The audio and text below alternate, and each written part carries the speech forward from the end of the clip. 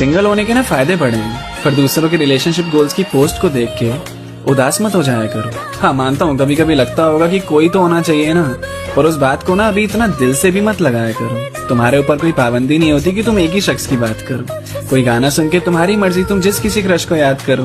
किसी फोटो के नीचे नाइस पिक कमेंट करने से पहले तुम्हें सोचना नहीं पड़ता। तुम्हें सोने से पहले रात को मैं सोऊं कि नहीं ये पूछना नहीं पड़ता। दोस्त से पैसे उधार लेके गिफ्ट्स खरीदना, शुक्र मनाओ इससे बचे हुए हो तुम। लेकिन फिर भी दूसरों को देख देख के अपने ही ख्यालों में क्यों फंसे हो तुम।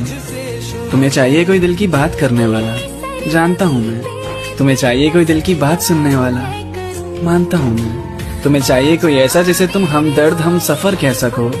तुम्हें चाहिए कोई ऐसा जिसके साथ तुम ना होकर भी हर पल रह सको। और सच बताऊं तो तुम्हें जरूर मिलेगा कोई, पर एक सही वक्त पे। अब उस सही वक्त की तलाश में निराश मत हो।